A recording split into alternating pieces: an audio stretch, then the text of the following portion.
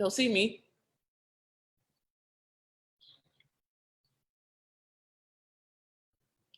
Let me see if it's working. Hopefully it's working. We'll find out in a minute, Lord. We'll find out in a minute. Oh, it is working. Let me see. I'm coming back over here to Facebook. Hey, everybody. I'm praying to God this is working. I really am. That's not me. That's someone else. Okay. I'm a believer. I'm not a quitter. I'm not a quitter. Where is, okay. Okay. We are live. It is official. OM God, it just happened. Welcome, welcome, welcome, everybody. I'm Dr. Venus Opal Reese, your hot mess millionaire, and I welcome you to our very first ever Let Him Speak, a safe space for Black men to be heard. So this is a love offering. This is me saying I love Black men, right? And what we're doing today is different than what we normally do. Normally on Mondays, I would talk about money and life and stuff like that. But given what we're contending with as a nation, I'm using my platform to serve, to take care of us, okay? So I'm gonna talk a little bit about me, and I have some guests, and but let me just get everything set up because it's our first time doing this, and I'm kind of stoked by it. So let me just make sure I'm in the right place. Let me close this off because I'm scared I'm gonna push the wrong button. Nerves are bad. Come over here. I just want to see if it's working because I can't see. Where my truth teller? Okay, now we're cooking. That's all I needed. I just need where my truth teller's at. I'm good. I'm good. Okay, thank you, God. All right. So this is we're in the cut. Okay, now we're cooking. Okay. That's all I needed. That's all I just where my truth teller's at. Okay. So okay, thank you, God. All right. Okay, so I'm gonna. So we're in the cut. Okay, now we're cooking. Okay. That's all I need. That's all I just where my truth teller's at. Okay. Okay, so I want to make sure y'all can hear me because I just muted myself on Facebook so y'all don't get the reverb. So let me know that y'all can hear me. Can y'all hear me? Thank you, Noel. Glad you're here. Hey, Kia. Glad you're here, Mom. Hey, Cece. Okay. Okay, great. Hey, Shelly. Okay, can you hear me? Let me know if you can hear me. Jenny, thank you, Jenny. Jenny, I need you to help me out. I need you to get the link when we start bringing our guests on, bringing our Black men on. Thank you, Mika. I need the link for the Zoom to be put in, okay? And you can put it in now so that we can find it, but I don't want to stumble because once I bring Courtney on, I just want to be able to freestyle, okay? Now, for people who are new to me, welcome to Hot Mess. Thank you, Jesus, hallelujah. Hot Mess Millionaire. My story is simple and direct, so I can get that out the way so you're like, who's this chick? By the time I was 16, I was living on the mean streets of Baltimore, Maryland. Long story, different story, not tonight. Eating out of trash cans and sleeping in urine and beer. My 9th grade math teacher, a Black woman, saved my life literally because of her love, because of her tangible support and love. I eventually graduated from Stanford University with a second master's degree and a Ph.D. I have 4 degrees. I was a tenured professor, and as a scholar, I'm an identity theorist, which means I studied the intersectionality of race, gender, sexuality, and class, all right? And so I'm a racialist. I see shit through race. You should know I curse, cry, and pray sometimes in the same breath. So if you're easily offended, good luck. Good luck with that. If you are a Christian, pray for me. We'll take it as a gift. But what I will say is this, I'm brilliant at what I do. And I'm messiest. I'm really messy. All right, which ergo hot mess. In terms of the millionaire part, I've grossed over $5 million in less than 6 years with no formal business training, with no loans, without government funding. We can talk about that. I didn't do it. I didn't do contracts. I'm very good. This is the street thing at pimping pain for profit. Whole nother story. Not today. I'm just good at money. Blame it on the streets. All right. So don't let the doctor fool you. Please don't let it fool you. I'm more street than Stanford. And you got to get okay with that because I'm bound to say something. I'm trying not to curse, but I don't know if it's going to last. Good luck. So I think that's all you need to know about me, but just know this. If you didn't catch any of that, because I talk fast, is I love you. I don't know how to explain that. I don't know how you can hear that. I know you don't know me. And I love Black men. Okay? I don't want to cry today. I'm trying not to, but I did this because help me God. I pray out loud. I think I told you this. I feel like Black men have never had a safe space. We've never created one where they can just say what they need to say without judgment, condemnation, a request, or a demand. So the agreement for this particular gathering is this. And one of my truth tellers, can you just write this down for people who are new to me? Okay. And truth tellers love on people. They're not new. They knew, pet them a lot. Okay. The rules of the game here are you don't get to ask questions. You don't get to contest their lived experience. You don't get to get defensive if you don't like how they said it. You don't get to get ugly or relate like they owe you an explanation. It is a privilege for them to talk to us. It's sort of like when Jay-Z did his 444 album and he did the clip notes, the visuals, where he let us into the barbershop, he let us into the Black male conversation. That's what's happening here. Okay, so we're creating a safe space. So no questions, no request, no demand, no condemnation, no judgment. If you cannot abide by those guidelines, be prepared for all the street in me to come out. Be prepared. I am fierce about what I call my own. Fierce about it, okay? So if you cannot respect this house, get the fuck out of my house. And I mean that with all the love in my heart. You just need to know I'm not playing at this. They don't get the same things that other people get. They don't get the same shit that Black women get, okay? They don't get the grace, they don't get the pardon. On my campus, they do, okay? And if you're a non-white person, you're welcomed here. But be clear, please understand me. God help me, help them understand me. I am not nice, and I will come for you. And I got an army behind me that will come for you if you fuck with any of mine. So please respect my house. And don't take it like an upset, take it like a protection. I wouldn't have to flex so hard so early in the conversation if y'all weren't hijacking shit during the protest. So I'm not suggesting that's you. I'm just setting a container. They need a safe space where they're not turning into the enemy or the villain or a danger. They're human. And I cannot live this life without them.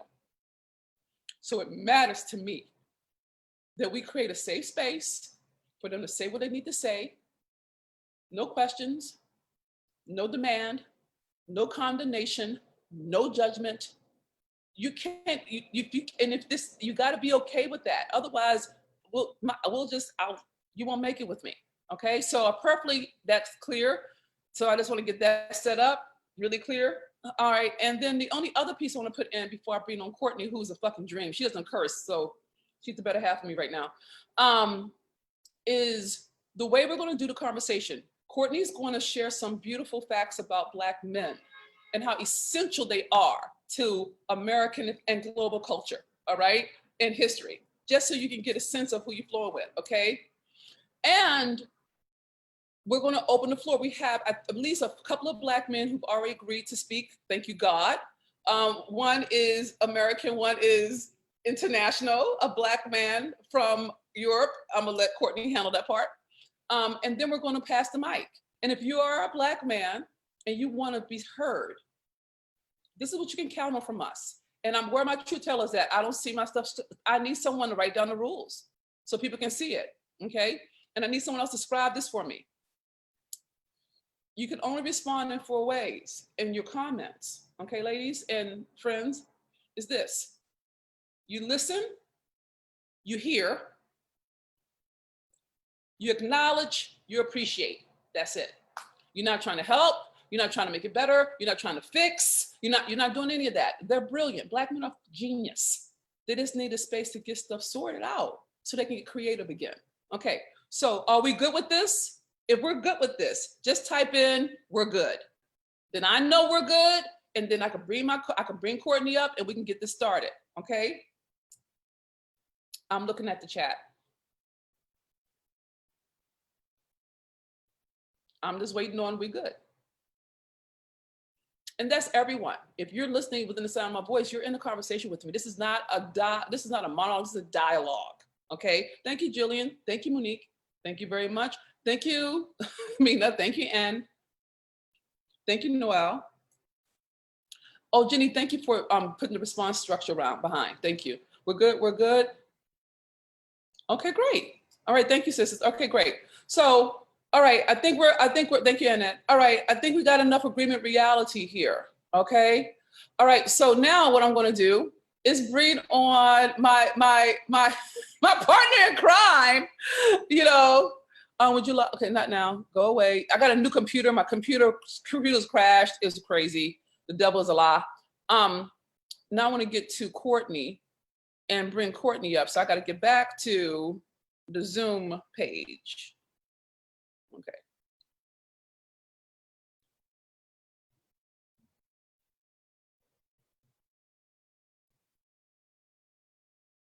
Okay, let's open up Zoom. Okay, there we are. Okay, thanks. Okay, Courtney, Honey Bear, you can take the Hey, Courtney! The biggest reveal, right? Yay, Courtney Stewart. She's my famous friend. Her name is Courtney Stewart, and she's fabulous. She's all over Hollywood. She's nice to me. She's my first LA friend. And I'm going to let her introduce herself. But before she does, I'm going to say this so y'all understand. The reason why I asked Courtney to join me in this conversation is because she's brilliant. She's humble, but who cares? She's brilliant at listening to people and extracting the essence of their point of view. It's the prettiest thing I've ever seen in my life, all right? And she just does a lot of synthesizing and boom, and she's funny as hell, right?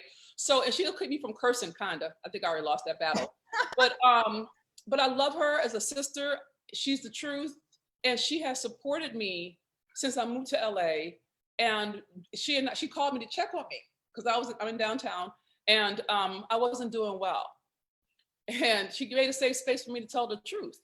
And that's how we got into this conversation about truth telling and where are the safe spaces for us to say stuff without it being turned into that we're angry or that we're violent or that Black women are violent. So Courtney is the birth canal for this thing. And so Courtney, you can share however you want to introduce yourself. You can tell them about how famous you are. You can tell them that you know your mom's name, whatever.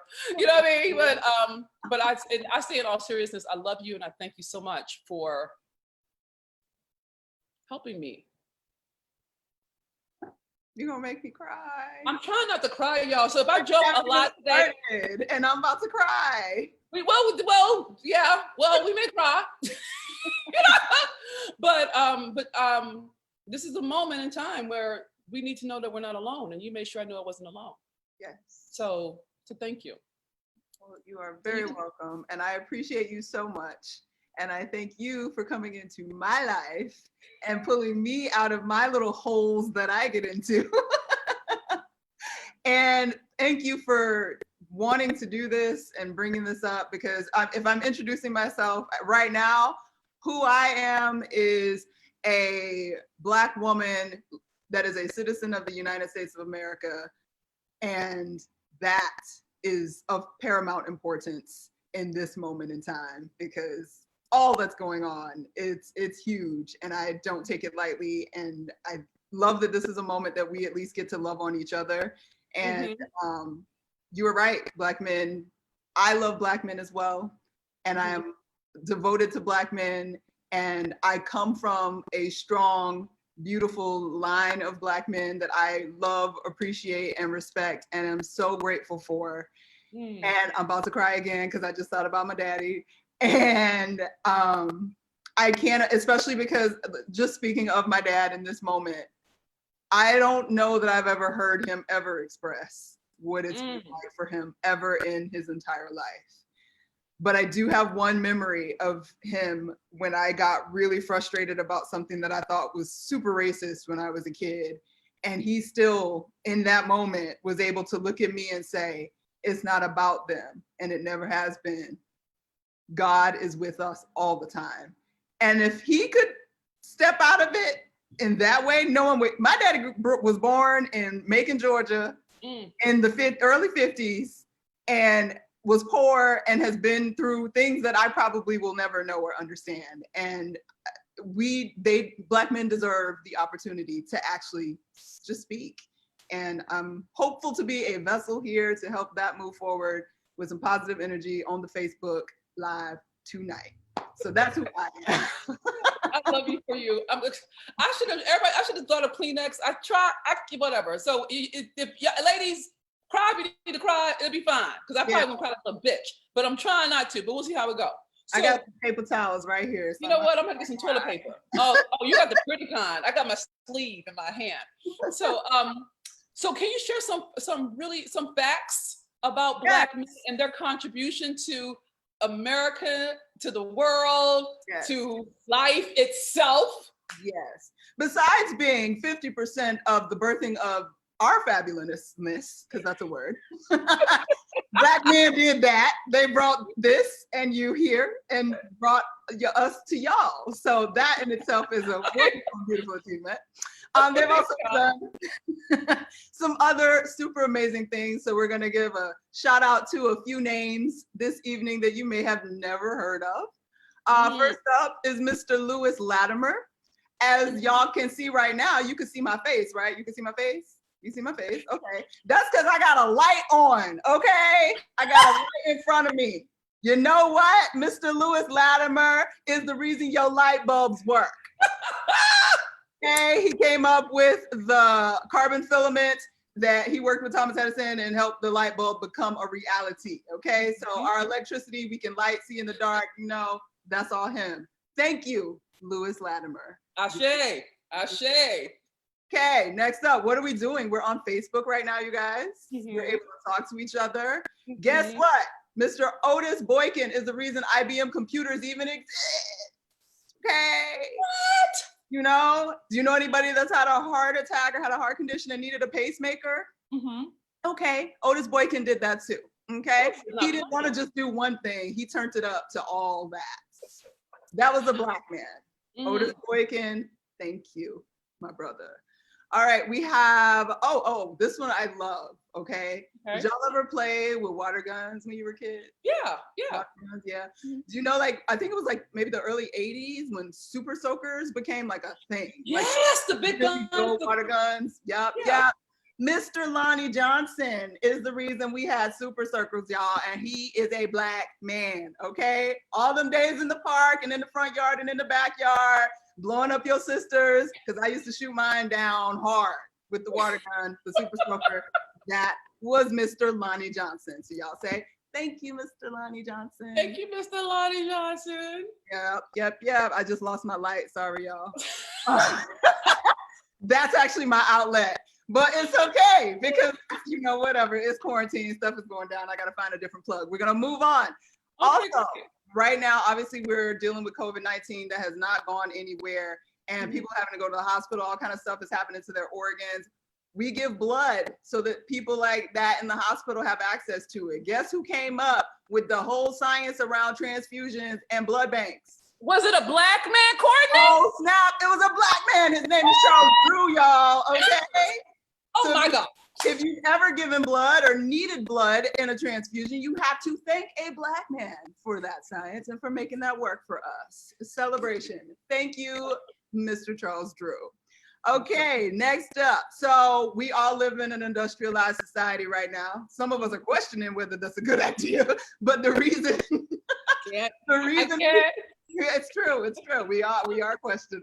But the reason the Industrial Revolution was able to happen so rapidly is because of the railroad system that sort of started to build up and was able to traverse the United States of America and take all this great stuff across the country. Well, guess what?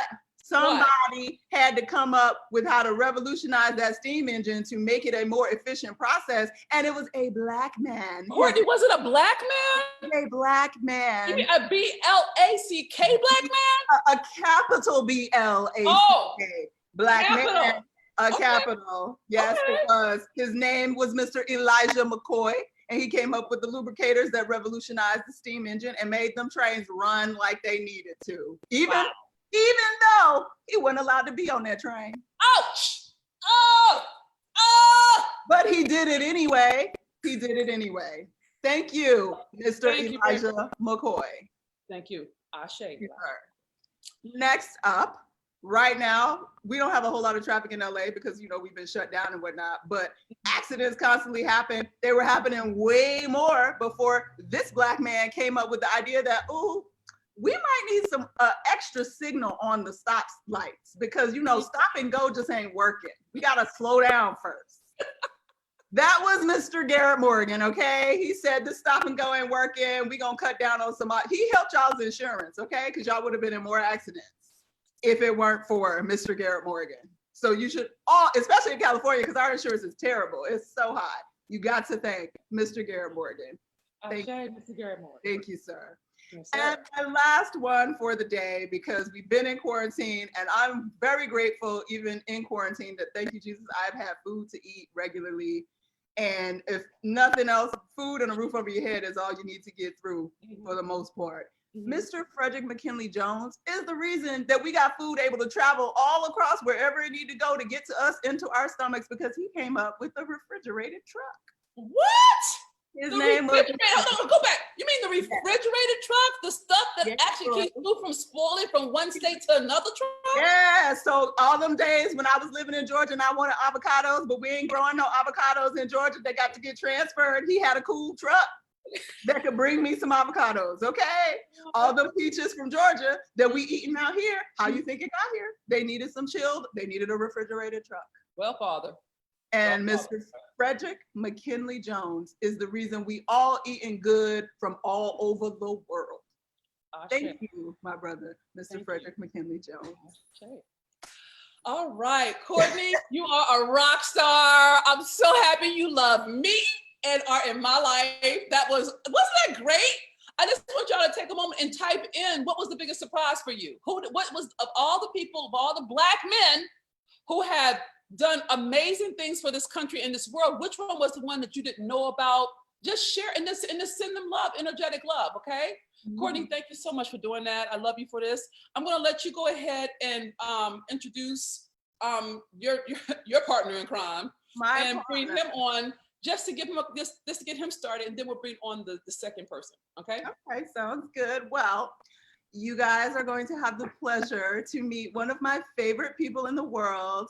I have worked with him for, I don't even know how long at this point, I won't say because he wants y'all to believe that he's still 25, but it's been a long time. He is super smart, he is super kind, and he is also super fine, which he'll be really appreciative that we thought. So we're gonna, because you know, he's a lovely man and he loves when people tell him he's cute. So y'all make sure y'all tell him he's cute, give him some love when he comes on. His name is Dario Kristen, and he is a fabulous, fabulous piece of Black male excellence.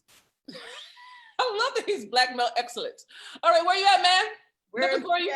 He was here. Where'd he go? Did we lose him? How we gonna lose him on the intro? I gave him the intro. I know, you did good. That was an awesome intro, quite frankly. I just want you to know that. That was great. Okay, is he coming on? Okay, I see him. I see, we'll be joining. Okay, we just brought him on as a panelist. Come on, Dario. Come on, you can do it. I believe in you. Jenny, help. No, when you have a team, you like, all I do is cry for help. Because I don't, you know, I'm not, and so she knows how to do, I want to make sure, because I just saw him.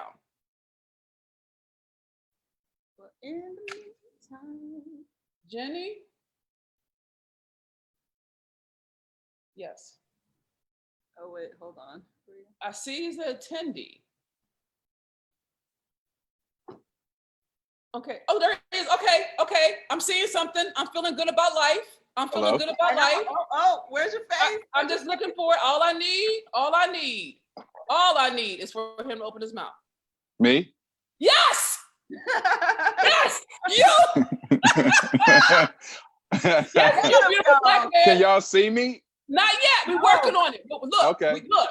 Don't Yeah, look. I listen, I was that intro was so dope, and then all of a sudden I just got voided out. I didn't know. I was like, maybe the guys don't want that intro for me. It was Funny. No, so the thing is, each time I try to move him up to panelist, it does something weird. But that's all right. We're gonna get it. We're gonna get it. We know he's here. Everybody, thank you for your patience. Thank you guys for your patience. And I love everybody in the chat that's excited to look into all these people we just talked about. And Okay, can you read some of the comments so we can, while I play with Daryl? Yes, we got Kevin Dwong, super educational. I will need to read more about these Black men later. Elijah McCoy sounds super interesting. I'm so glad you think so. Definitely read up on it. Let's see, we have, I think, Alicia, I'm sorry if I'm saying that wrong, Alicia Jefferson Smith.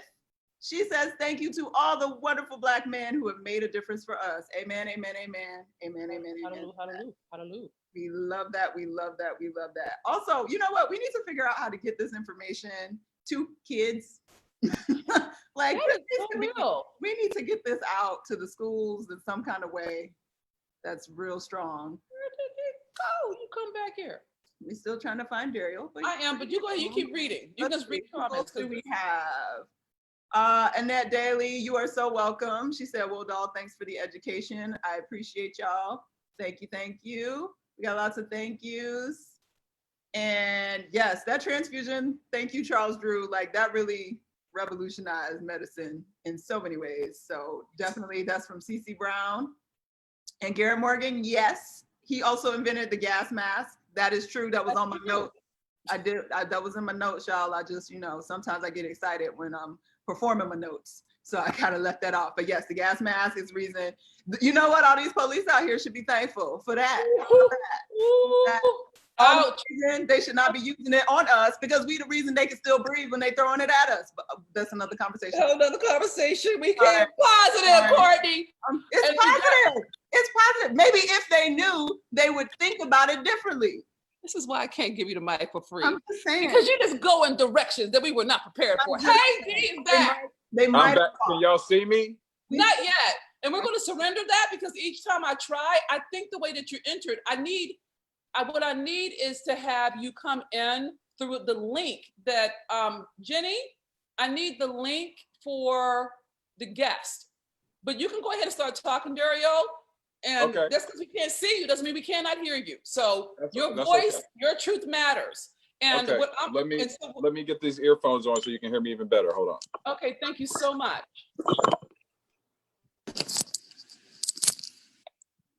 How is that? Is that a little bit better? It sounds amazing. Yes. Okay, great. Okay, so here's where we want to start with you as our first Black man. And y'all, everyone, you're being great. Thank you so much. Our first Black man, the original Black man. The original Black man. I started the tribes. That's right. Oh, God. We're all going to go to hell. Okay, I would love for you to share. And I love that we're keeping it light. And y'all should know that's intentional. We're not making light of the situation. We just want to, talk and not cry. Could you just, give us a little bit about your story, your background? But the real question that I really want to really delve into is, what is it like for you to be a Black man in this country? Wow, I don't even think I need to go into my my history. I'm just going to go into how is it like to be a Black man right now. I mean, at the end of the day, listen, Courtney gave me from what I heard, Courtney gave me an unbelievable intro, and I really appreciate that. Because you're handsome and you're pretty, you like to hear it.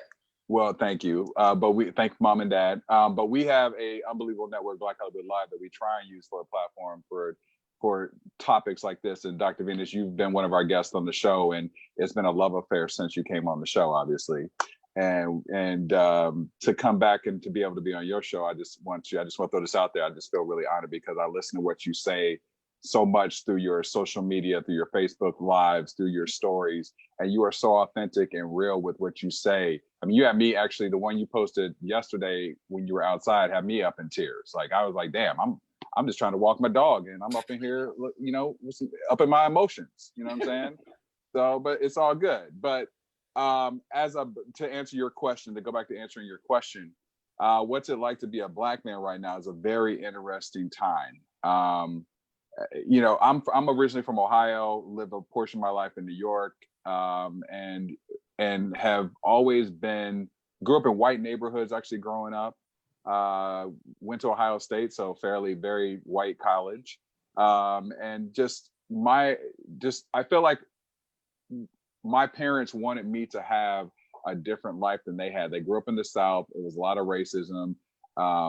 You know, they didn't have a lot of money when they were growing up, so they tried to provide more for my sister and I and expose us to the world and expose us to different things. But with that, I always say that I was always reminded, no matter what neighborhood we grew up in, that I was Black.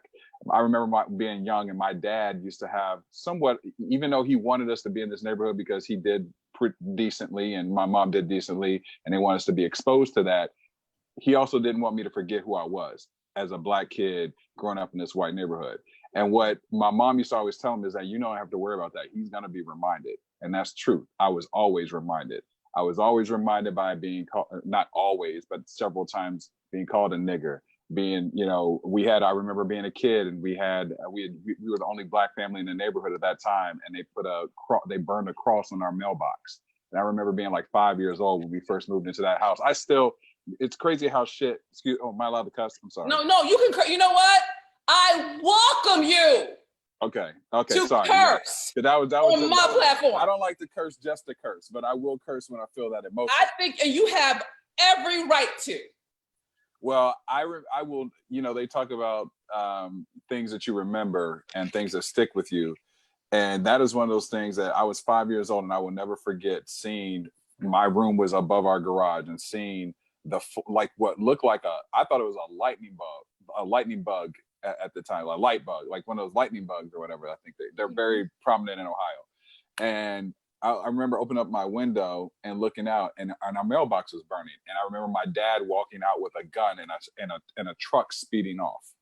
And I remember my mom just having all these emotions. It was just chaotic in the house. I was in the bed. It was like midnight, you know, and it had, you know, nigger get out on our mailbox, and it had a flame burning from it. And it was like, I still to this day remember that, you know. And I think that our parents, obviously, they fought for us to have a different life. So it's sad to me that in 2020, as a Black man, I am still considered the same Black man that my parents grew up in the 60s consider me, or were considered. And it's sad to me that we're at this place still where not only can I die from a pandemic virus on my left shoulder, on my right shoulder, I could die for being a Black man still in 2020. And that's truly at the same time, by the way, at the same time. Mm-hmm. And it's the universe and the world has a way of reminding you who you are, where you come from, and who you need to be. And I feel very much that that's what's happening right now. And forgive being just a Black man, Black people as a whole right now, Black women, Black men, we are in a upward fight right now that is sort of sad to me to think that we are in 2020 and we still are fighting for the same causes that our parents and grandparents and great-great-parents fought for us. But yet in 2020, we're still in the same place. Some may have more money. Some may have more, a different life. But at the end of the day, you're reminded right now that they still consider you a nigga. That was a word and a half. And that is not even considered, but the treatment that's affiliated with being a social non-being. Yes. Orlando Patterson's Slavery and Social Death. That's where, that's where my brain went, that because of the structure, the governmental and societal structures that are built in, that you are not only, and I think that we make the mistake of thinking it's skin. It's not skin, that's a signifier, it's positioning. Okay? That's true. And so when you say, I'm just a nigga, it reminds me of Jay-Z song, good nigga, bad nigga, house nigga, field nigga, he's still a nigga.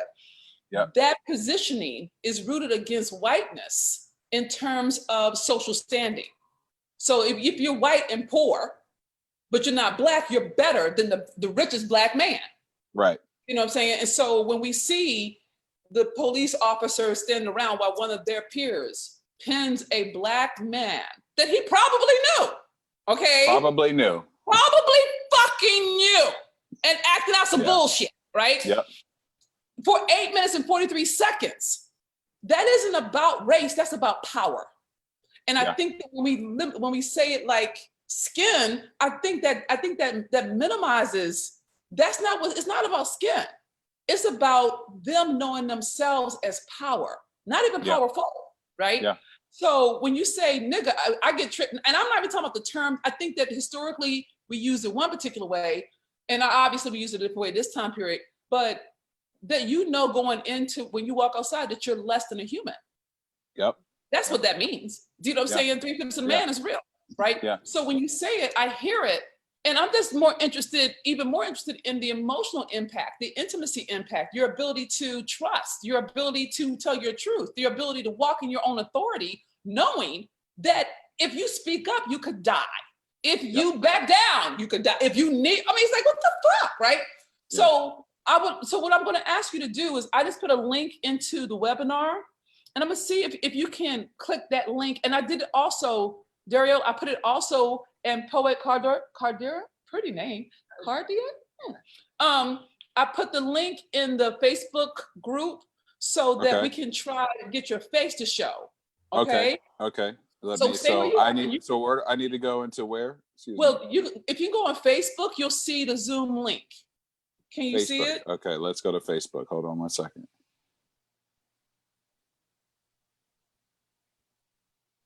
And Poet is my very good friend who you've met as well, Dr. Venus. And he gives amazing input on things. So I wanted him to join this webinar as well. As long as you trust him, as long as he's one of you, I'm good with it as long as y'all trust him. You know. You actually met him. You know. My trust factor sucks right now. It's just down. But no, so go ahead. I want to try that. Everybody, thank you for your patience. I really want you to see them. And so I'm just making sure I'm doing what Jenny tells me to do. Okay, here, I'm trying to get on there right now. Bear with me. No problem. Poet, if you're listening, I would assume that you need to do the same thing I'm doing, so I hope you're listening. Pay attention.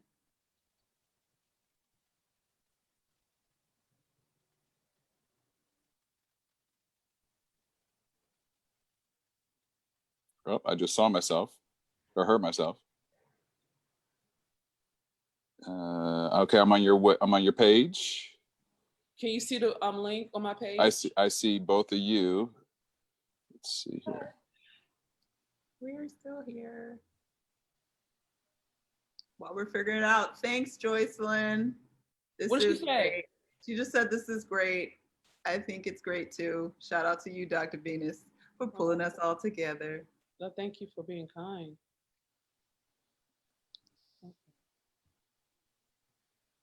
Okay. And I want y'all to know we went through this. This is not because I'm sloppy. I don't see a link. I see you guys. You see a Zoom link? I put it in. It says Dr. Venus for our men to speak. It's there. A safe space for a Black man to speak. But when I click on that, that's you outside you were outside with your mask. Okay, off. that's not it. Okay. That's it's a little further. Let me try it. Hold on, let me put it back in. I'm putting it in text. Okay, I just put it in. Can you see it now? Let's see here. I just put it in the feed. Let me see here. Let's see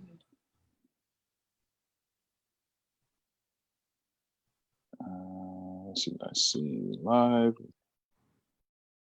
Did I just lose him? Yeah, you came back. Oh, great. Okay, hold on. Yes. Okay, sorry. No, I think we got it. Thank you, Jenny. I think we got it. Okay, you can start your video. Dario, start your video. Start my video? You got it? Okay. Yes, just try. Just turn on video when you're in. I love you, Jenny. Please let it work, God. Please. This is why I love God. Oh, look at This is why God. God is favorite. Okay. Say amen. Woo! Woo! All right, there we go. All Worked right, it out. Worked it out. I can see myself. So Jesus, All right. Ain't Jesus he is good. pretty, y'all? Ain't he Jesus, pretty? Jesus is good. Hallelujah. Hallelujah. Hallelujah. That was scary. Okay.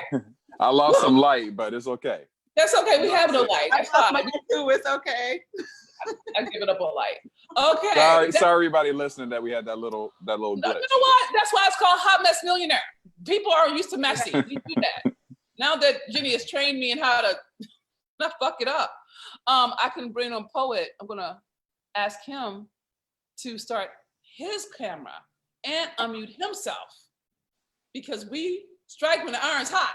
Yes. Yeah! Two black men! Yes! All right. What's up with these backgrounds? Y'all looking expensive. What's that? You know what? I say a bed? What you saying, man? Okay, I'm back. So, hi, Poet. We can't hear you. You're still muted. Let me see if I can unmute you. Ask. I think he has to push the unmute on his computer. Y'all Oh, there you go. I can see now. We can hear you. We can hear you. Yeah, what you saying, man? Make sure you mute yourself on Facebook because we have two machines going. I'm still muted. Can you hear me now? Yes, we can hear you. Welcome. Welcome. Okay, So there you have to introduce them. Oh, there you go. I can see now. We can hear you. We can hear you. Okay. It's delayed though, Poet. Yeah, it's delayed. There we go. If you mute yourself on Facebook, Okay. it won't be delayed. We won't get the reverb. Can you hear me now? Can you hear me now? Yes. Oh, yeah. Hear you now. Okay. Yes. Yeah, and it doesn't seem to be an echo, so that's good. All right, perfect. There we go. Hello, ladies. Again. Hi. Good to see you again, Dr. Venus. Hi. Thank you very much for being here. Yes. Oh God, he's drinking wine. I needed it. I wish I needed would. it. I went out. Listen, brother. Yes, we all need it right now. Yeah, I went if out. you had 15 wines right now, I Yeah, understand. it's. I needed it. Well, I'm a dry alcoholic, so I can't mess with that. I needed that and this. Oh, I'll take it. I'll take both. Yeah. So, Daria, are you going to introduce him, or are you going to let him flounder by himself? Oh yes. So I will introduce my boy, Poet. He is I've known him for several years. He's one of my best friends. We have very deep Black man conversations many times about what's going on in the world, and he is not only a unbelievable fashion lingerie designer, he is also a very, very intelligent. I'm going to say this twice. Very intelligent relationship expert involving helping people have better sex, better communication, living their best life together. And if you need a couple toys, he can tell you the best ones to get as well. Wow. I love us. I love us. Now I know why we had the wine. I'm drinking my water. And I see y'all at the bed in the background. Okay, now it makes perfect sense. Now it makes sense, right? It doesn't it? It's like, okay, it's called good branding. So, Mr. Poet, glad you're here. The question on the table is, what is it like for you to be a Black man? That is the fundamental question. And we're talking about the emotional experience. I've been holding my emotions back since I've been trying to get on here. It is, it's hard. It's hard not only in society, it's hard in relationships.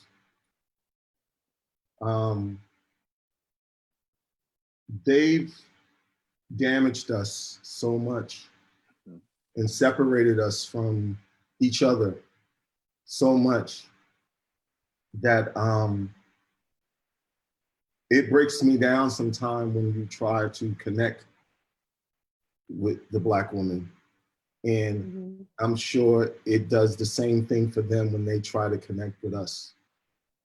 And then to have to go out in this world as a Black man to fight everything that comes at us, it's even harder. Thank you. Thank you for your honesty. Thank you for being transparent.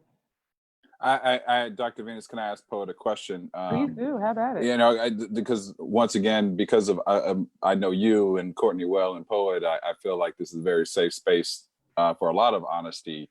And I would like to know, Poet, I've been finding myself waking up and unfortunately, because I'm in the news business, I want to know what's going on. Always know, you know, get the most updated information. But I've been finding myself so emotionally drained from it that, like, out of nowhere, I just tear up. Like, I was reading a story today and I literally I start crying, and it just, like, not boo-hooing, but I definitely, you know, it hit me so strong, the fact of what's going on right now. And I realize that it's like so many different emotions that I'm just, that I don't even know how to handle right now. And they keep saying that after this, that a lot of African Americans will probably need some type of therapy after this, because this is some heavy shit, you know. And it's like I don't even know how to emotionally handle it right now. And I'm a strong MF. Like, I could take a lot, but this is literally drained me down to the point of it's almost hard to talk about still. You know, when I see the news and I see every day it's a new report, something else happened. I was looking at the young college brothers and sisters who got tasered in Atlanta yesterday. You know, I'm looking at, you know, the little girl who got the mace in her eyes in Seattle. I'm looking at all the stuff that's happening in LA and you know, around our neighborhood, where we get blamed for a lot of this vandalism, but it wasn't even us. And even with the proven fact of the video showing that it wasn't us, we still get blamed. And I've had to cut people off of my social media that have made these damn comments. And I'm like, I see who you are. I had a white friend who called me on Friday night who was upset about a post I said about all you non-African Americans. If you're silent, I see you. And I had a white friend who said, why did you define it by race? I don't define you by race. I'm like, yes, you have. Stop it. Let's just stop. Let's just stop that right now. And going back to all that, I just feel like it's literally emotionally draining me. Like, I do slightly feel a depression coming on that I didn't even know it was happening. So my question to you, Poet, is have you felt that way at all as another Black man? Somebody's dog feels that way, apparently. But Mine happy. listen, your dog is like, I stand with you. I feel that. I stand with you. He's a man. He's a, you know what I'm saying? He's a supporter of us, us folks. You know what I'm saying? It's been difficult for me because I'm a big advocate of relationships. I'm a big advocate of honesty, whether it's a friendship or a loving relationship or marriage or just, you know, a sex buddy. And the reason that it's been difficult for me in that area, because shortly after moving to LA, I got into an argument with an ex. And I said, well, hey, I'm gonna go up to Hollywood and just get a nice room and just chill. Because at that moment I was trying to communicate. It wasn't getting through. And so I left. I drove up La Brea and I said, no, you know what? I'm gonna try again. I busted a U-turn, drove about 4 blocks, cops pulled me over. Give him all the license, registration. Before he got to the end of my car, he said, turned around and came up and said, get out the car. I said, why do you want me to get out the car? I gave you all my information. I have nothing. I'm probably the cleanest guy you're ever gonna meet. He made me sit out on the curb. It was a white guy and a Black guy. And the white guy came over He said, put your hands behind your back. He was getting ready to handcuff me. I'm looking at the black guy. I was like, you don't need to put handcuffs on me. I sat down. I gave you information. I'm just sitting here. I'm sitting here on the curb like you asked me. You don't need to put handcuffs on me. So I stopped talking to the white guy. I started talking to the brother. And I'm saying, brother, I'm not doing anything. If you want me to do it, I'll sit on my hands. You don't need to put handcuffs on me. So the guy said, I'm here with him. Go ahead and run his stuff, so forth. The whole time I'm sitting there, everything that I've seen in media about LA, everything that I've heard from people that I know live in LA, everything that I've experienced third party from people that have just left an incident and came over, all crashed on me at one time. And the only thing that I felt that could save me in that moment was her. Mm. Mm. You got to get me up teary-eyed up in this piece, brother. I don't know if y'all caught that. You're fine, but I don't know if they caught it. Did you catch that? We caught it. Check the comments, Courtney. See if they caught that. See if the Black women caught what he said.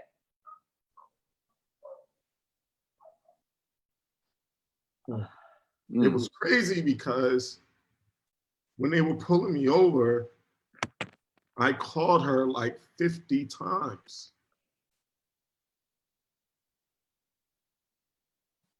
And that brings me to what I said earlier about us finding a way to stay connected, because y'all are our strength.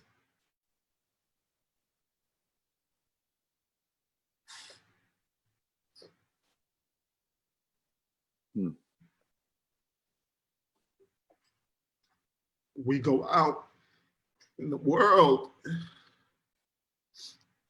to provide and be better for you, for our family. We can't have the family without you. So seeing what happened to George and him yelling for his mother. His mother, yeah. A woman, his mother, hit me.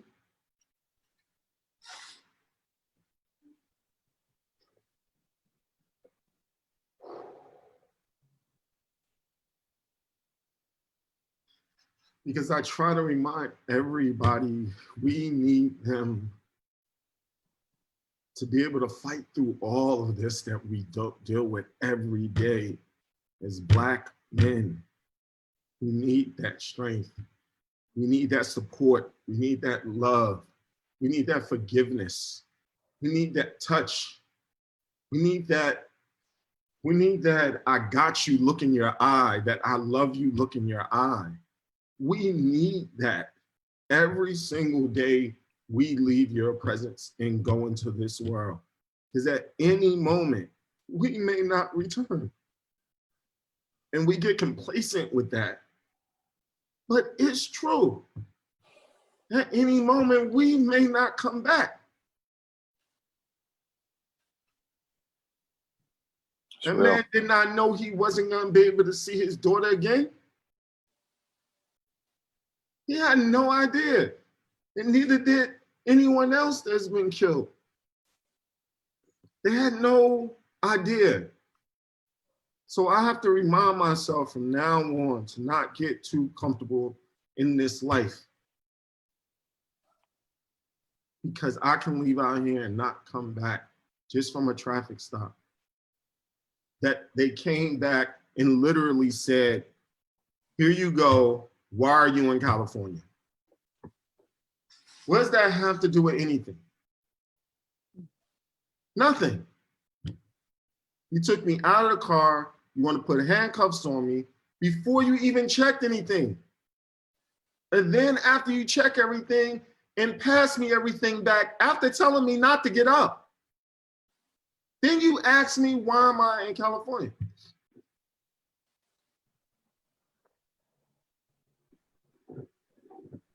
So yes, it's been very emotional, brother. And yes, out of the blue, I tear up. Yes, out of the blue, I just have to sit down and get on my knees. Mm-hmm. Yes, out of the blue, I lose my appetite. Mm-hmm. Same. You know, and yes, out of the blue, I feel the cold hand of loneliness. Mm-hmm. That's a great word. I understand. It's a loneliness. Yes, it is. It's a aloneness. Yes. Yeah. There's Yes, a difference. aloneness. I mean, there's lonely. I feel that with the, but there's an You're very aloneness correct. Yes. that Yes. is a singular experience as a Black man that no one else in the world will ever have or understand. Not even a Black woman, right? And I'm saying that in love, and so I bear witness. I bear witness to both of you for first just being first, right? Because this is just an idea, and then for you to feel it with your energy and your truth is a gift to us. And you know, we don't get to hear from you, you know, well, we haven't. And so I thank you both. And Darrell, thank you for opening, bridging it, you know, because that your bridging is great, like what he said. Sorry, sorry. I know. You know each other, but we have to, that's the whole point. That's why we're doing it. But I want to make sure we do this a lot. We too. do this, yeah. This is that's our. what y'all do. This is what, yeah. We sit down and chat and have real brother talk for real. Real talk. But I'm clear, so I want to bring another brother up because I know, Courtney, you got something you want to say, but I see there's a young man named Jack who wants to join. That's Jack. That's our, yeah. That's your boy. Okay, great. So what I would like to do is, for all the men, for any man who wants to be heard, just say, type in link, please, and then we'll put the link in so you can join on. We're going to bring up Jack Stewart, and before we do, Courtney, is there anything you want to say about what these brothers just shared that you want to, you know, kind of capture? I just, well, I'm overwhelmed, and I appreciate you both for being so self-revealing and disclosing and open to us. And I mean, it's more of a question than it is like any kind of I wonder if you feel in this moment, any sort, do you feel that are we at a spot of shift, or are you feeling more hopelessness than anything else still? Or like where, because my emotions have been, I don't have hope sometimes, but then I do have hope, and then I'm over here, but this also feels like a very different time. Like for as emotional as I've been every time we see these horrible videos and everything that's happening, for some reason this feels different to me. So I'm just curious, in your own feelings, do you feel like it's different, or is it like we always say, it feels like it'll be different for a minute and then it'll go back to what it was? I mean, for me, you know, each day is something different. It depends on what news report or what piece of information I'm reading on how my emotions or feelings are about it. But I think I mentioned to you even earlier, Courtney, I text you that I kind of made a joke about it, but where I see a slight shift is that I do feel a little bit now that some people who are not African-American are starting to get it a little bit. And unfortunately, because of what's going on, as we know, it can't just be Black people who are fighting and protesting and fighting the cause, because no one's going to fucking listen to us. They've heard it before. It's not going to have the same effect. Some people will listen, but it's not going to have the same effect. Excuse my English. But I actually seeing, like I told Courtney, a couple or several non-Black friends step up against this, who were at the protests, who are posting things, who are asking me how they can be more involved, what can they do, how do they get involved with the police reform, which will if everyone signs this bill, that they can actually monitor more police behaviors when there's misconduct within the police force. So, you know, I'm seeing people ask, and I think that's a start. I mean, we know from history the changes that were made kind of more in the 60s and 70s. As much as Black people were involved, it took some white people as well during that time to get involved, to have their whiter counterparts really listen. And The only thing that I hate about all this, and you know, there are several different opinions about this, is the looting. And because I feel, my personal opinion is with the looting, that sometimes the message gets diluted when you are looting. And we also, until yesterday with LA being in Beverly Hills and Melrose and the Grove, we were kind of not here in LA, but other cities were looting our spaces, our African American community. So I'm like, what's the point of doing that? Why are we destroying where we go to? Why are we looting where we go to? But I understand also that we are at the fire gauge is off the screen. You know, we just, this was like our last shit that we could take. George Floyd's death, us seeing that, and Dr. Venus, I applaud you, because I listened to one of your shows like a week ago, and you talked about how you put it in a perspective of me that I hadn't even thought about, of how the cameras, that now that we have the cameras, that everybody's been recording everything, you know, that's no different. The police officers are still not reacting to the cameras. Right. So their version of watching, you know, us watching them on cameras is the lynching of black men in the 1900s, 1800s, you know, like 1900s, you know, like all that shit. And when you said that and I thought about it, I was like, damn, that's deep as shit. Like, that's true. Like, that's they don't even give a fuck that we're technically that they're on camera, because it's like, yeah, it's an advertisement. Like, try it, nigga. This will happen to you too. Exactly. Yes. You know, and thanks for getting it. Yeah. You know, and I get it. And it really, I sat with that for a couple of days, and it really messed me up. I'm gonna be honest with you, because I was like, damn, you know, I'm thinking that, yeah, finally, all these crimes are caught on camera. All these things that are happening to us as black people are caught on camera. But it's like, I mean, I feel like this one was the breaking. This was the breaking point. This one was the one. You don't know which one is going to be the one, but this was the one. This is the one where people like. No more. It's almost like imitative. It's like, no, you're doing fine. It's your platform.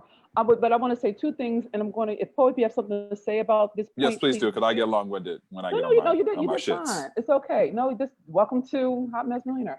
I want to make sure we get Jack on, and I want to make sure we open the floor so we can pass the mic to brothers who may want to say something. Absolutely. Right? And I want to make sure we keep the time clean, so people, if y'all still like it, we can do it again.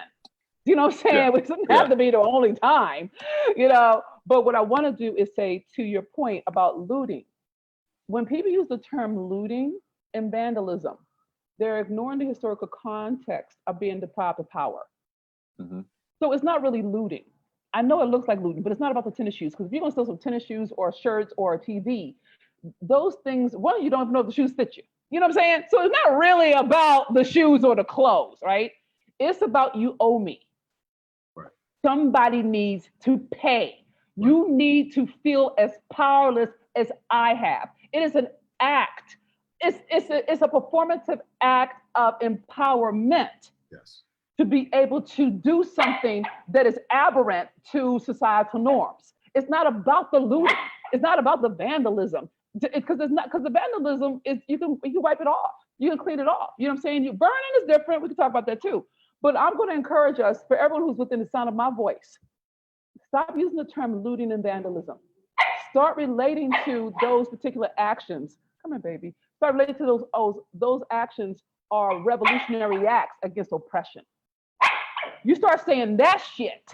Let motherfuckers deal with you then. Because it makes it childish to say looting. Yeah. You're not a pirate. It's not booty. You know what I'm saying? Right. This is me saying, I'm done. I don't give a fuck no more. Right. You know what I'm saying? So I want to make sure I put that in. And thank you. And that's just the thing in me. Happy, stop it.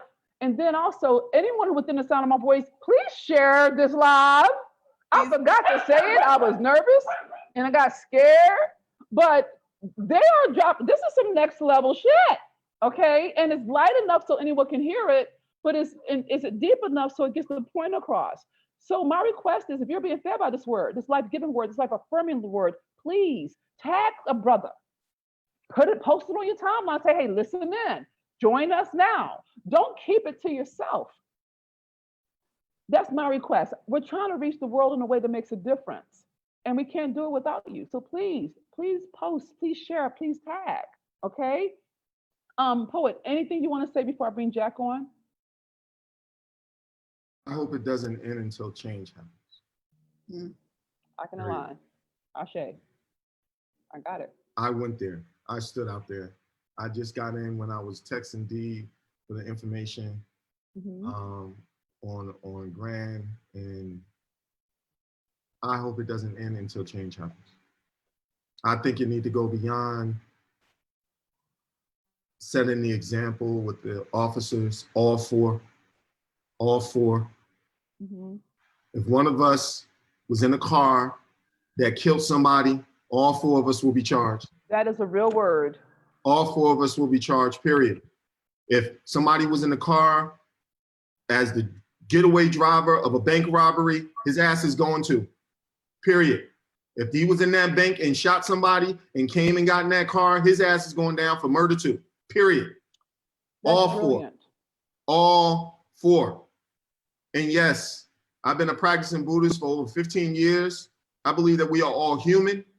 I am not blind to the fact that I am a Black man in a country and brought here through my ancestors that were not supposed to be here and shackled and put inside of a system that they literally wrote to break us, period. So yes, keep it going until the change, period. If we go be broke, we'll be broke together. How about Period. that? But the change needs to happen now. The momentum does not need to stop. It does not need to be calmed down to the point that, oh, we'll just do it on Fridays. Oh, we'll just not buy something on Tuesdays. It needs to keep going until change happens. Period. This is the time. All the strategists that work for these marketing companies, why don't you start calling these people that are putting together these protests and help them? This is what used to happen back in the day. They used to organize. They used to get the smart people that know about this type of stuff. You plan this out. You do this because this is what you do. You a big guy, so you organize all the big guys and the weapons and make sure we protect it. It does not need to stop until change happens. Everybody has to get seen as human. Human. We are human. That's my argument. That's my fight. I am not only Black, but I'm human. That dude was human. Breathe, bleed, everything. Every organ you got, he got. Human. We are human. Ashe. I bear witness. Thank you. And on that note, he takes it to the head with the wine. I'm here for it. So I'm here for it. Wish my glass is full. You know what? I got some water. Here. Here. Beautifully stated. This is And while we have brothers and sisters Well, on hold here, on, Jack. Hold on for a second, babe. I want to make sure I get Jack on. Yes, Okay. Jack, come on, I Jack. gotta get him on. I saw all right? Jack. Yeah, he's right there. He got to turn his Okay. video on. Oh, can we make sure? Because I could be messing it up. Can you hear me? I hear Yeah. him. We don't see But you though. But There he is. yeah, but where's the video? Just starting up my video. Oh, there he is. Oh, I see him. Hi, Jack. Welcome to Let Him Speak. What up, Jack? How you doing, Glad Jack? you're here. Hello. Hey, Courtney. Nice Hi, to see my you brother. again. Brother, Dr. Jack, Venus. you got the beard since the last time I saw you, Jack. You got the beard. I've been indoors for a little bit. And it's Don't worry, just- Jack. I can't grow nothing, Jack. It's just coming in right here. So, Courtney, will you take a few seconds and just introduce Jack? We're down to our last 15 so minutes. okay. But I want to make sure, because you mentioned him being an international brother. You know what I'm saying? So I want to, play with a passport, get a little. Hey, Dr. Venus, I think that I had a pop-up saying that it's been extended.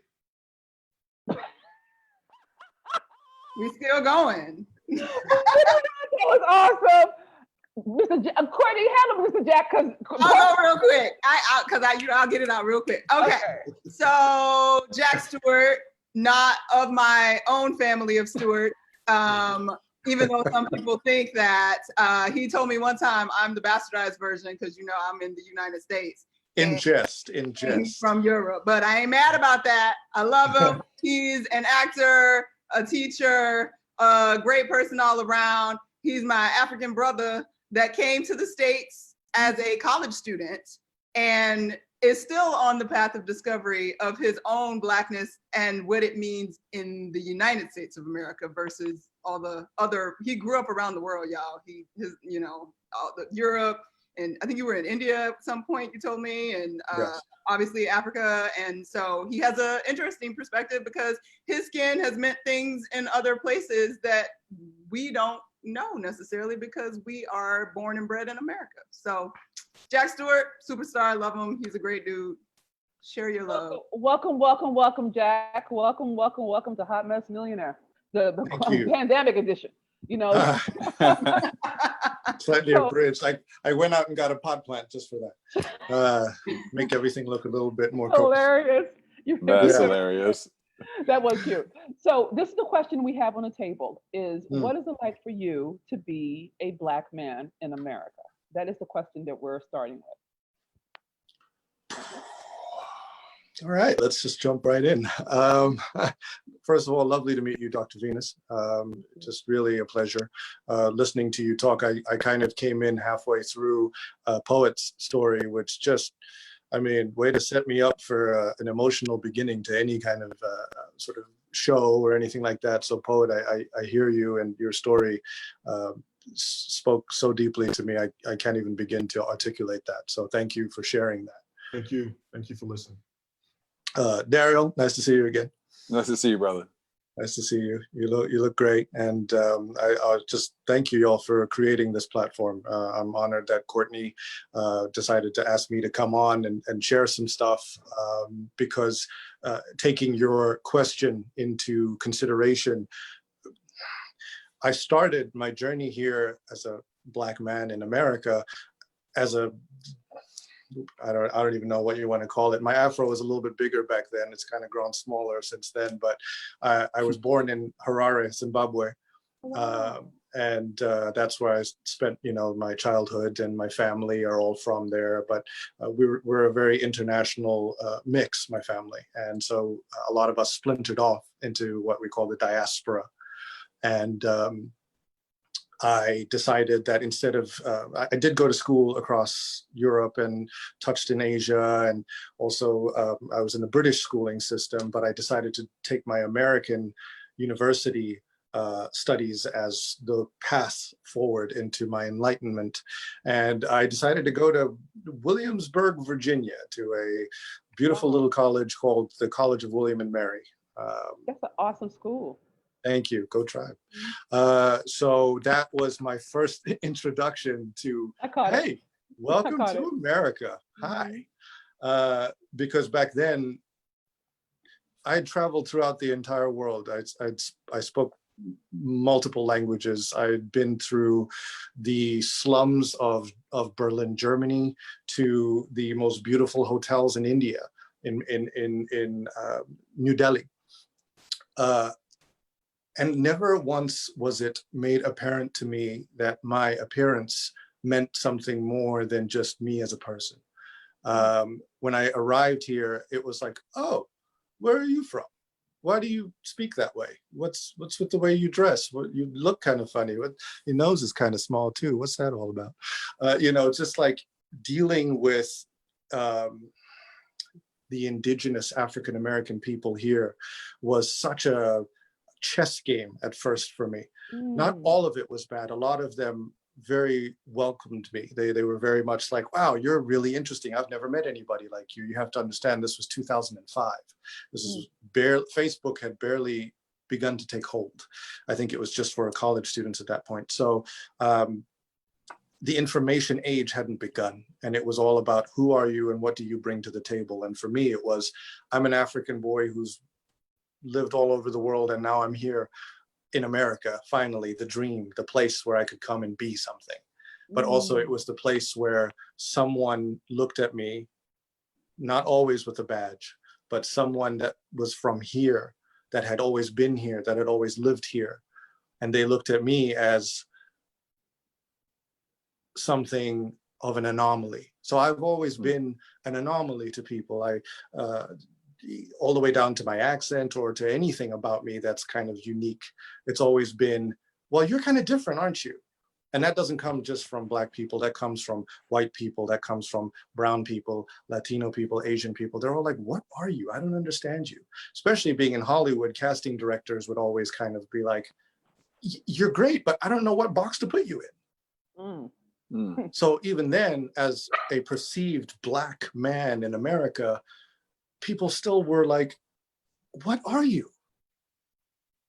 What are you? What box do you fit in? And I would always tell them, well, I'm from Africa, but I'm an American citizen. So I guess I'm an African American. I'm you. I'm you. But my ignorance in this case to the importance of my hue of melanin in my skin also extended to any kind of dealings I had with the police department. And I've been pulled over for speeding. I've been pulled over for taking a wrong right turn, all of that kind of thing. And perhaps it was my eloquence or my level of education or the luck, the absolute God-given blessed luck that I've had to experience so many different things in this world that has allowed me to speak with these people that have a perceived power over us, and to look them in the eye and speak their language and see into their soul, because that's all I do as an actor, is try to look into the soul of another human being and see the truth that is there, because these don't lie. And the interesting thing is, everybody's wearing a mask right now because of this disease, this virus, but these will never be hidden. And if you look into those eyes, those will tell you where people are at, I believe. It's what I tell my acting students when I was an acting coach. Look into the eyes. They will look past skin because they have to look at you. So being a Black man in America, as a Black man from another country, as a Black man who's been all over the world, now I know that my skin color means something more than I ever thought it would, more than my mother ever prepared me for. And she's an African mother. Those are, woof, don't get me started. So this weekend was the first time that I felt despair for my people, for my race, and as poet so beautifully put it, for my species, my humanity. That was all under attack this weekend. That was all on the forefront of everybody's tongues, of everybody's minds this weekend. But for the first time as a Black man in America, and I apologize for my long-winded answer, that's when I felt despair of all of this. And that was what broke my heart the most, because this is one of the, if not the most beautiful countries, the most powerful country, the most amazing country in the world, bar none. I'm from Africa, trust me, I know what oppression looks like. This place where this war is happening right now, this is the front line for the whole world to watch. Yes, yes it is. And I'm sorry you had to have a homecoming like that, but welcome home. Thank you.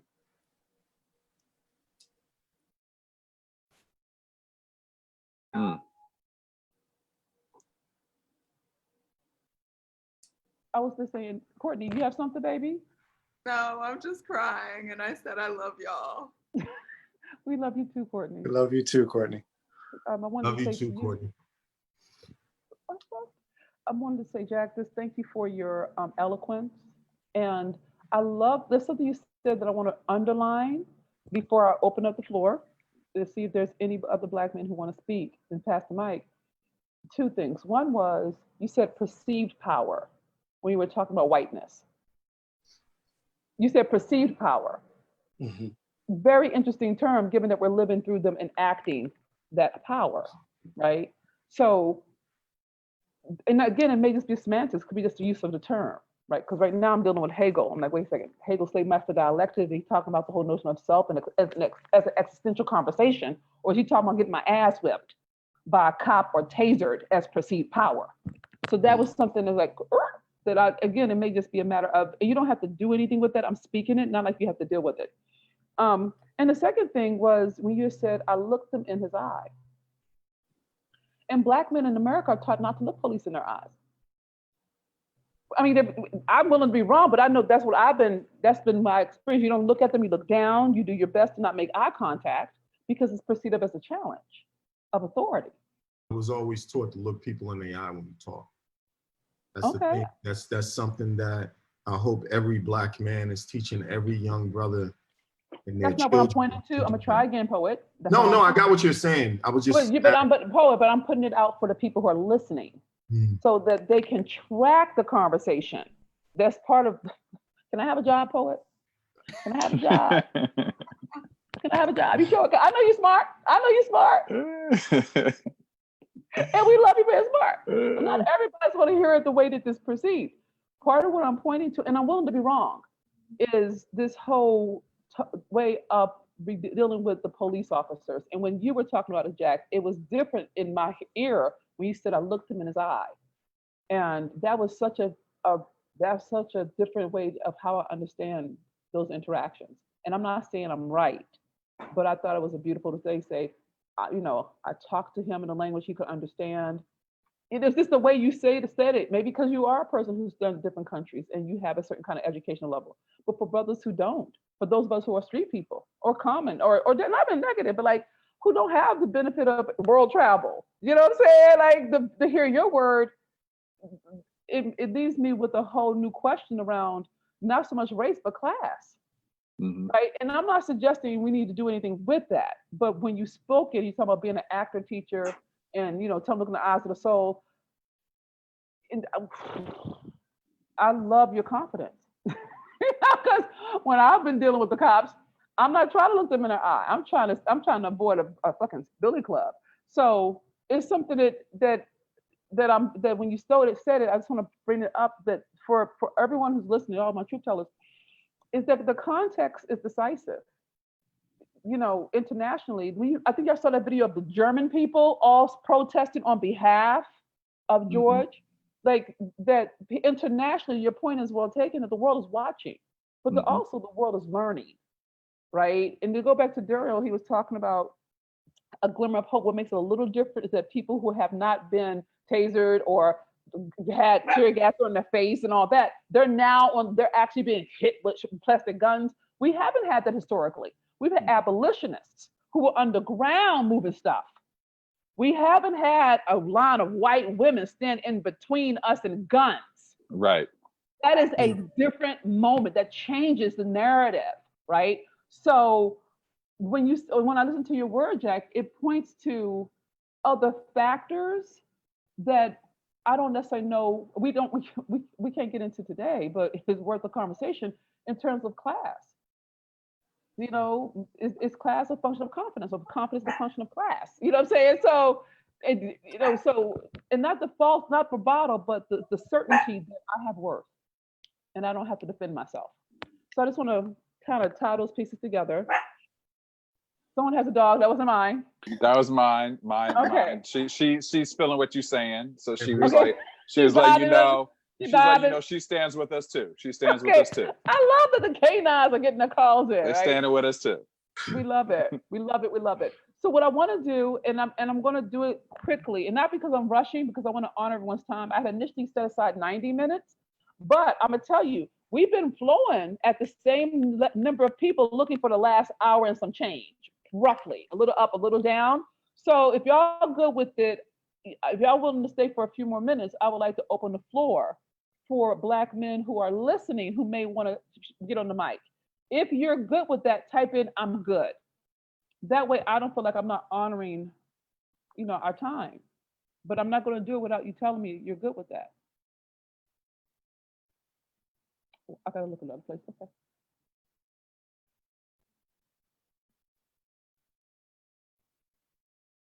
Are we good? If I don't hear it, I'm going to end it. Y'all know how I do. Oh, I'm good. I'm good. Not you, poet. Oh, All the Facebook watches. The Facebook watches. I love you. Hey, I got this. We got more time. Like, no, it's a big deal to me. Okay, I only have 2 people who said I'm good. All right. So, okay. I'm just waiting. Oh, I'm waiting on it. I'm not gonna abuse your time. If you tell me, if I say 90 minutes and I go over, that's disrespectful. I'm not gonna do that without your consent. I will not do that. That doesn't honor you. If you're in agreement, then we'll run for another 10 or 15. You see what I'm saying? Okay, I'm just checking. That's called respect. That's don't you don't just keep going. You ask people. Okay. Then we're good. Fine. Okay. Yeah, feisty. This is entertaining watching you react. It is. It actually really is. But I can't see the feed, so I'm getting all of it. Oh, Right, you getting this? Go ahead. Okay, fine. We just get your reaction. So it's funny Okay, to watch fine. your Well, reaction. we communicate on my tribe. We communicate on my platforms. Okay, so you're good. Okay, great. So what we're going to do now, thank you, sis, is we're going to open the floor to Black men. Okay. And here's if you would like to join us in the conversation, and we would love for you to do so. We would love to hear your word. We would love to love on you, to make sure you know you're loved, appreciated, respected, and admired. Then please just click on this link. I'm putting it in right now, so it's easy to find. I just put the link in. Click on the link, and then you can watch me struggle making you a panelist. Okay? But I promise you, I'll get you on. All right. I may be messy, but I'm not a quitter. All right. So for Amen. all our Black men, amen. For all of our Black men or any of our Black men who would like to join the conversation and be on the screen with us and talk, even if you just want to you can share, you can ask questions of the other men or, the other sisters, if you like. If you just want to express or vent, this is for you. This is all for you. And we want you to feel good, safe enough to just share. And so we kind of cheated. We called some friends, we cheated. We cheated. We know we cheated, but we wanted you to see. Producing. We'll take it any way we get it, right? But so are there any Black men who would like to share the mic? If you do, there's a link. Just click on it. And I saw some of you come in, so I know you're here. Okay. And ladies, you can always feel compelled, throw a brother in the ring. You know what I'm saying? Push him. So click the link for him, put him on a microphone. It's all good. Right. So I'm gonna give you a few minutes to do that while you get your confidence up or your courage up, or just, want to clean up your bedroom so that we don't see what you were doing before we invited you on. Go ahead and do that. I'm going to give Courtney, anything you want to share while we give people give men a moment to click the link? Share, or can I question? No. Every time you ask a question, they go deep. How about no, they go in. No, you know what? You asked them a question offline. Dr. Venus said that's part two. That's part two. We said that's part two. That's part two. Thank you. We can do questions. I love my people. Okay. What you can do is make some of this deep level stuff so people can get sound bites and they can actually use it in their real lives. And I'm going to come over here and love on people, see if I can get them to talk to me. See what men are here. Go ahead. Well, for me, after what I have taken right now, and I'm sort of processing, is not that obviously we know I feel like we know the importance of the relationship between the Black man and the Black woman in this country specifically. Mm-hmm. And I find it strange that we've lost, I think, some of the appreciation and value for that relationship, yet somehow it's our knowing, but somehow on the forefront of life and existence, we've sort of dropped the value in both directions. I feel like coming from Black women towards Black men and vice versa. Yes. And I'm not really, obviously there's lots of factors that have contributed to that, but I'm interested or sort of thinking and exploring into what's going to be required for us to regenerate those connections in the way that I think that our souls actually know should be there. And I don't just mean on a romantic, the Black family level. When I speak of the Black family in general, I'm speaking of the grander family of Blackness and our shared experience in the country. And I'm kind of grappling with, because obviously as a Black woman, I have my concerns about, you know, all the things with the Black men and feeling like this and that and the standing up for us and that and the other. And where do we get that back? Like, where does that electric connection that we know exists because of what we've been through? It's in our blood, it's in our veins. We've gotten through it with each other and needed each other. And I feel like that's also needed to continue to propel forward, but I'm not really sure where that disconnect gets reconnected or how it gets reconnected. I'm going to answer that, even though it wasn't a question. And I know we have a relationship expert on the telephone, but that's not on the line. But that's I'm going to deal with it as a historical wound. Okay, and I'm doing that intentionally because I think what you said that was extraordinarily salient is that it doesn't have to be romantic. Yeah. And a lot of times we can reduce it to gender roles. We can, we can turn it into sex, right? And that's not what I got from Poet, you know what I'm saying, when he was talking. But so I'm going to relate to it as a historical phenomenon. I'm going to relate to it as a historical wound, okay? So if you think about the institution of North American slavery, you can think about colonialism, apartheid, pick your poison, whatever boat, whatever Right. dock. Right. We ended up here, Right. pick your continent, right? Part of the challenge in terms of really structuring oppression is obviously bringing up the family system, blah, blah, blah, blah, blah. Help me, God. Help me fix this.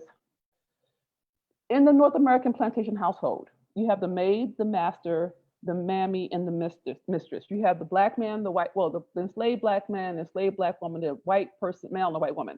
And all four dynamics were in survival mode, okay? So there's a whole dance that had to happen in order for that institution to work, okay? And I'm not saying work in a good way, I mean in order for it to do what it do. Because Black women, thank you, God. This is why I love my God. Because Black women didn't get heard or wasn't believed, what got suppressed was voice. Because Black men were related to as the threat, and rightfully fucking so, for defending and protecting all the stuff that we know went down that gets suppressed, their whole wound is around respect. So Black women have a wound around being heard. Black men have a wound around respect. It's a historical one, and it would take me a minute to really build all the pieces. But for the sake of just getting the context in, those different dynamics that happen in that particular institution showed up as wounds that get acted out in our present day life, okay? So whenever a Black woman speaks up, it feels to a Black man she's talking down. That's how it feels. It's not necessarily the truth, but that's how it feels, okay? And whenever a Black woman has the experience of not being heard, he's left with that he's disrespected. And it's not the truth, but it feels like, oh, you don't appreciate me, you're disrespecting me. And it's a dynamic, all right? And it has everything to do with the historical wound. So when you ask, how do we get back to it? I don't think we get back to it, but I think we create something anew. I think there's a difference, because if you're trying to get back to something, you're trying to recreate something that can't be recreated because the conditions aren't there. But if you start taking the case, okay, if I heal my wound of having to get the last word in, Black woman, you know, or having to be right. I thought it was funny, Jack. I thought it was funny, but you know, that's just me, right? Having to be right, having to tell him every time he's done something wrong. He knows he did it wrong. I promise you, he knows it. And he's beating himself up about it. You know, there's a whole thing going on with this, the feeling of being criticized that Black men live in a very real world about. Just when we are explaining, but it lands like complaining. When we can actually heal that wound of having to be right or having to be heard, we don't react to his wound. That's the fucking key. That is why my men roll with me. And I ain't fucking not one of them. You know what I'm saying? Like I believe every Black woman should have a tribe of Black men in, men that manage some shit for them and have their life work, and a few rich white men in the back fucking pocket, just in case some shit pops off. You think I'm clowning? I'm real serious about that. But it's not about the sex. It's about how that man feels in your presence. And I don't mean sexy. So the biggest challenge is because, in my opinion, Black men don't get a safe space. They don't get an Oprah. They don't get, unless they're in jail, that's the only time they can have time to be self-reflective, right? Black women, when we go get educated, or I'm saying educated, but go to school or have time to think and read, we're getting a different skill set than survival or making things happen or paying for shit or providing. It's not self-reflective, it's doing. So it takes a different kind of emotional maturity. Not saying you gotta take some bullshit from some guy who's trying to treat you like shit. That's not what I'm saying, so don't fuck with me about that. Okay, so I gotta, I know my people. I promise you, I'll be getting emails about this shit. But what about the Black man that beat me? Yeah, but that was the Black man that beat you because his ass was beat. So I'm not condoning the behavior. You know what I'm saying? I'm trying to help. Right? I'm not condoning the behavior. I'm saying the wounds are alive in our behaviors, and we don't hold them as historical wounds. We hold them as character flaws. That's not the same. So to your point, Courtney, I don't think about going back and making the reconnection. I think the connection is still there. It's always going to be there. I don't think connection. I think we're hurt. When a person's hurt, you're like, I hate you, I hate you, I hate you. You can only hate somebody you love. So it's not that the connection's there, but there's a healing that's required to actually be present to the love and actually be able to activate it. Am I answering the question? Technically, it wasn't a question because I wasn't allowed to ask one. So sassy. See how, what? I'm glad I'm not a man right now because then I would have felt challenged. I would like to add. Go ahead, Nat. None of the men are speaking up, so I'm gonna take the case. I didn't want us to do that. Go ahead. It's gonna take a lot of patience. And if I can be so bold, very graphic and direct, just to if you're gonna go sex video, no. This is not about sex. Okay, thank God. Then go ahead. Have at it. We have to understand that we're carrying inside of our DNA a breakdown, a hurt of who we were historically. From the time when they decided to make our women stand there while they rape us, to take away our manhood, our strength, all the way to they switched it around and made us watch the same thing to show each of us that they have the power over both of us. It conditioned us, it broke us. And we would need to have patience with each other to be able to understand that each of us have gone through trauma, through our generational, through our lineage, all the way through when we were born and acting out that trauma through our lives and through what we see our parents or friends or whoever taught us or showed us visually. It's going to take patience. We have to start with ourselves to get that patience and that forgiveness for our actions and the way that we view things, knowing that sometimes we view things wrong and we view things selfishly. We have to be patient with ourselves to remind ourselves that we look at things in many ways very selfishly, whether it's because we want to have better than what we had in the last situation or have better than what we had the last 10 years of our lives. We are still in this together, and we have to find a way to have patience within ourselves for each other to get through this, to be able to stand next to each other and say, hey, I fucked up, I'm sorry, and be able to hear that person say, hey, I'm sorry, I get it, I know what I did. We have to be able to allow each other, like you said, to hear each other. I believe it's gonna have to start within ourselves. We're gonna have to find that patience, that level of patience that we've had so long ago that we just don't have now because everything is instant now. And if we don't have it now, then it's not worth anything. If it's not for me now, if it's not happening the way I want it now, then I don't want it. We got to get rid of that. We have to have the patience to get to the things that we want in our lives. to get to the depths of who we are in our lives, we have to find that patience in order for this thing to work. If we don't have that, this is not gonna work. Okay, clear. It's just not gonna Align. work. I can align.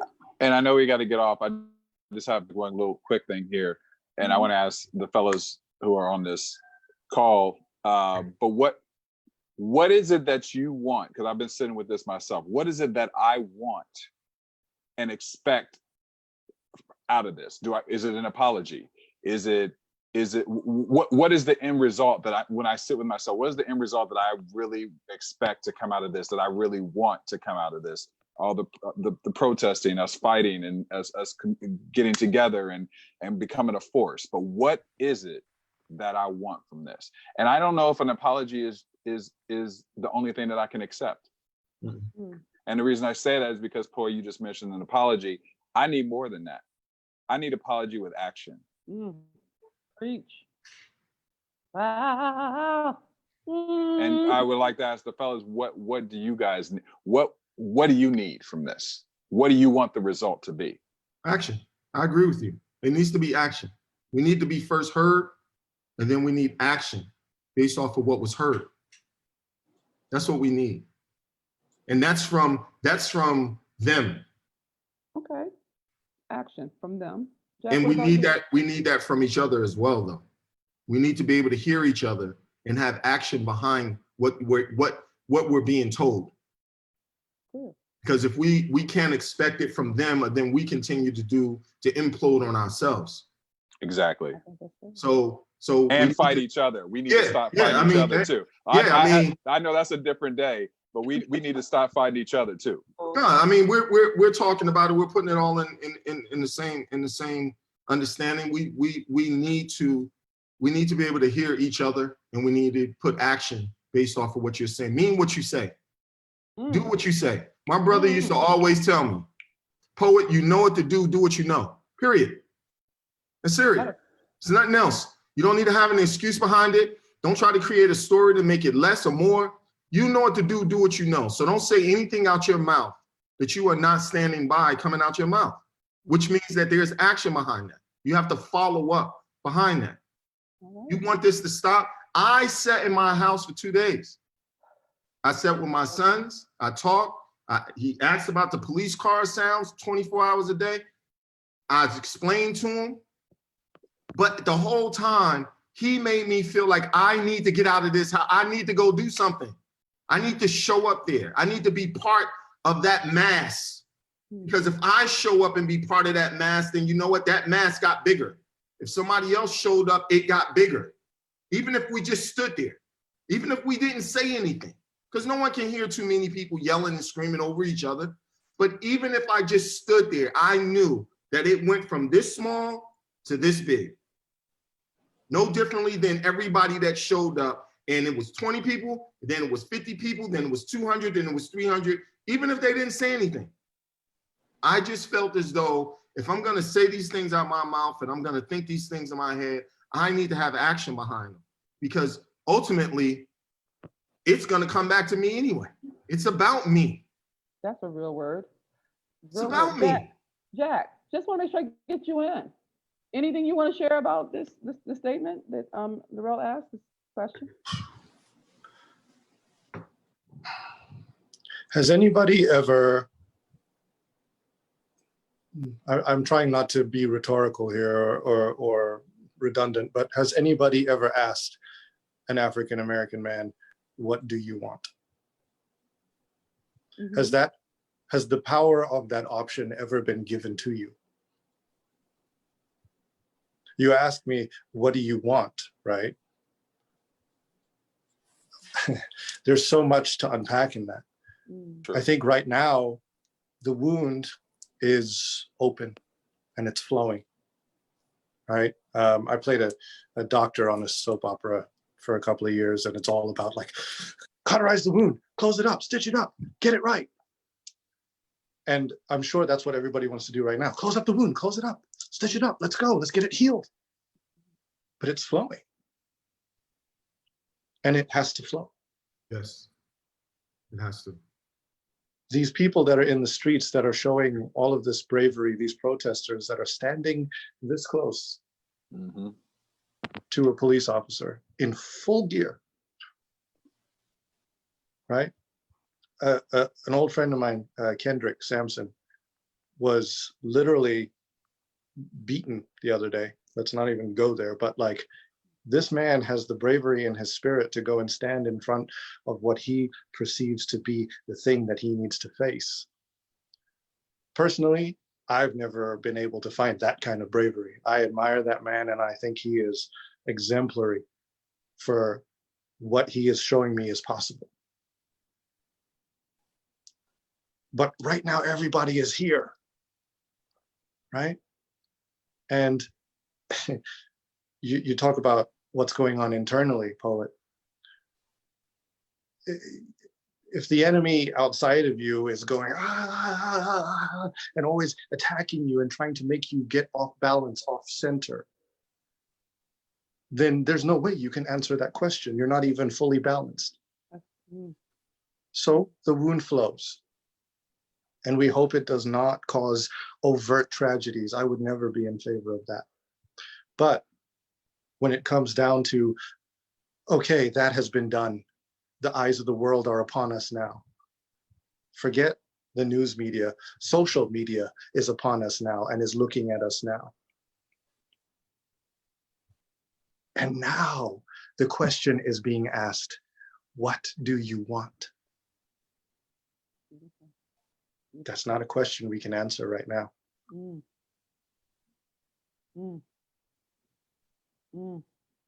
That is a question that will be answered. And that's what I hope for. What do I want? I want for that question to be answered. That's my hope for this beautiful, beautiful country that I am proud to be a part of. Just gorgeous. Just gorgeous. Beautiful. Just gorgeous. Oh, Courtney, bless the Lord. You have great male friends. Okay. Bless the Lord. Shucks. You have great, brilliant, amazing, beautiful, honest, authentic, transparent, courageous Black men in your life. I'm glad you might be your friend, because now I have access to your friends, right? Listen, if I may, I'm sorry, Dr. Venus, can I just say that knowing the absolute paragon of excellence of a person that Courtney is, Daryl, you know, the person that she is, ever since I first stumbled into our acting studio, that's how we first met, was in an acting studio, Claybank Studio, shouts out. She took me under her wing, and she made me feel accepted in a place that was completely foreign to me, because before California, I was in Virginia. That's where my base was. And Courtney gave me a sense of meaning within this community that I was still trying to learn how to get to know. And to this day, she's a rock of composure. She is kind, she's generous, she is uplifting. And what can I say? It's a blessing to know her. Agreed. Yeah. You want to talk about healing the relationship between the two of us, between Black men and Black women? I hope you are all lucky enough to know someone in your life as powerful of a Black woman, if you're a Black man, as someone like Courtney, or someone like Daryl, or someone like Dr. Venus. Thank you all for allowing me to share this space with you. Thank you. No, thank you. Thank you. Jack, you dropping that mic hard. I'm like, damn, Sorry, not unintentionally. I can't wait till the next person. You got me up in here speechless, Jack. I'm like, damn. We got to talk more, Jack. Jack needs don't show. You know what I'm saying? So, yeah, you know, you don't play with me, Jack. You know who you fucking with, but Jack. you really don't. You understand how that works. You really don't understand how my brain works. But and so in all seriousness, I thank each one of you for blessing us with your genius, for your genius, your genius. Did I mention your genius? And your spirit. You know, it's something that you can't make somebody share themselves. You have to be a person who's willing to be seen, to be known.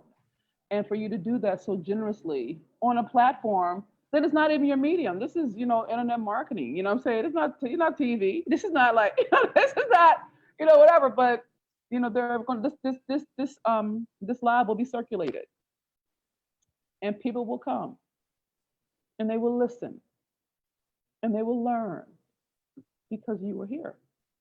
So I say thank you on behalf of all the people that you will never know, who will never meet you in person, that because you were willing in this time where we're in so much uncertainty, you give us hope. This has been the most fun I've had in a week.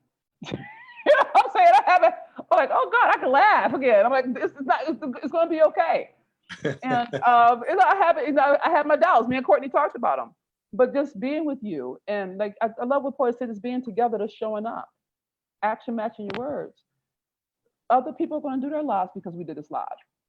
You know what I'm saying? Yeah. Other people go have different conversations because we had this conversation. So it's not just us, right? It's about what we can model for people to heal. Okay. And the last thing two last things. Courtney, I love you. I'm glad you befriended me.